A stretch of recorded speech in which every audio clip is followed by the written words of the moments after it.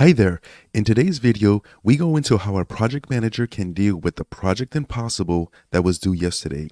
We'll get into how the project manager can identify risks with project impossible and negotiate with executive stakeholders on the timeline.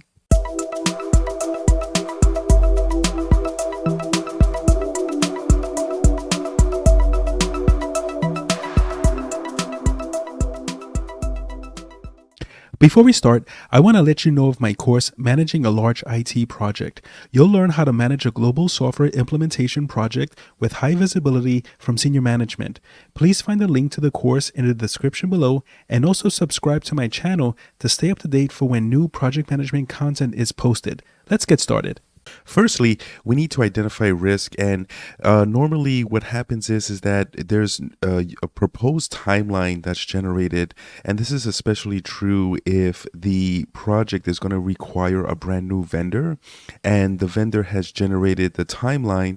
And when you're reviewing the timeline on your own, you're noticing that there's like major tasks missing, such as a lot of times there'll be integration testing that'll be missing from the timeline. So this is especially true in a situation when you're reviewing the timeline and you're scratching your head and you realize that there's stuff missing from that timeline.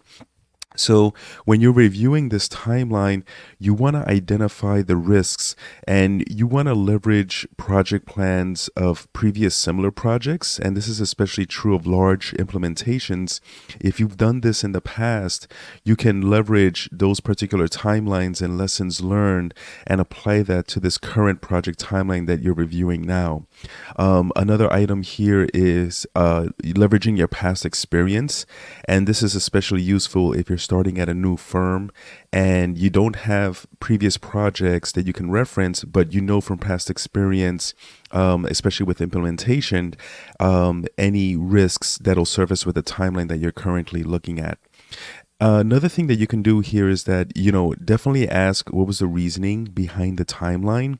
And as you're hearing the responses, if there's concerns on your part, you need to voice them and also identify the risks about the timeline that you're reviewing.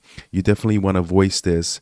And, it's not necessarily the fact that you're saying no to the timeline, but you're raising risks and making your customers and your stakeholders aware of the fact that these risks are definite for this timeline and they shouldn't expect a smooth sailing on the timeline. And this is especially true if the vendor prepared the timeline.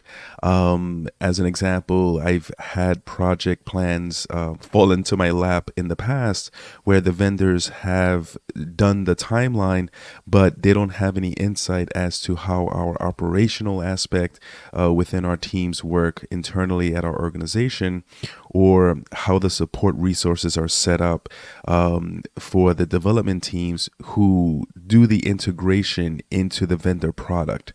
So they don't have that insight, but yet they're developing the timelines. And I've had to elevate the risks and identify them of that. So this is especially true of the vendors preparing the timeline. Once you get the timeline and you identify your risks, you also want to meet with the implementation team and the product owner to get their feedback on the schedule that was proposed to you. Definitely on your end, you're going to be uncovering risks, but your team can also help uncover any missed risks. You're not able you need a different set of eyes to help you capture all the risks with the timeline that you were presented. So your implementation team can definitely help you with this. And finally, you want to create a solid presentation, a very formal, solid presentation to the project steering committee as to the risks that you all identified on the proposed schedule. So the ultimate goal here is that you want to influence the project steering committee to either A, move the project timeline to accommodate the particular schedule that your team identified, or B, they can accept the risks, but at least you're taking the job of identifying all the risks of their original timeline. So when those risks are realized and they become issues, it's not necessarily a situation where they're going to be surprised. You'll definitely have that on your status reporting as you go along during the project. I mean, of course, you're going to mitigate the risks, but if they do become issues, at least it won't come as a complete shock to everybody. And then next is when you're preparing for the steering committee meeting, let's say you have all of your documentation complete, your presentation is solid, and you have a proposed plan in place. You want to present and explain the risks. You want to have a slide in there that have the risks specifically spelled out, and you want to explain them.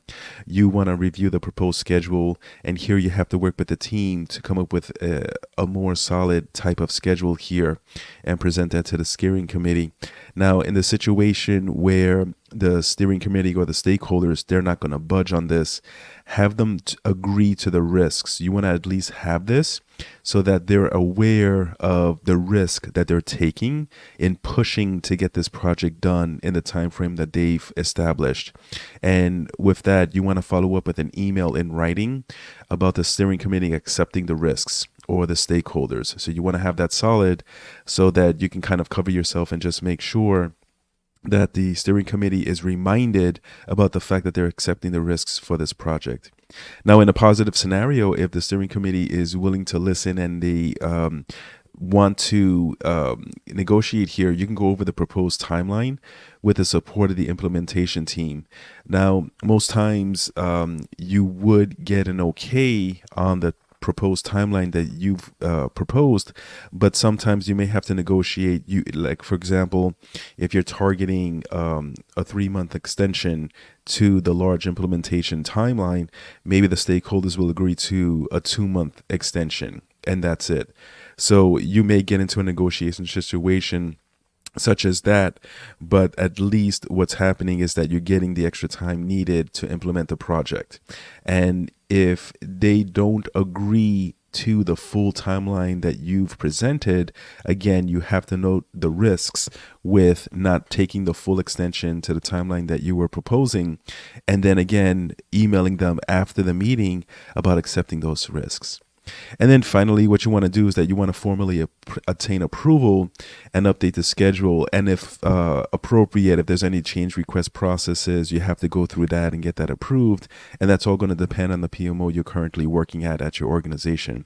But ultimately, you want to gain formal approval on this and update the schedule and make sure this is communicated with everyone who needs to be communicated with.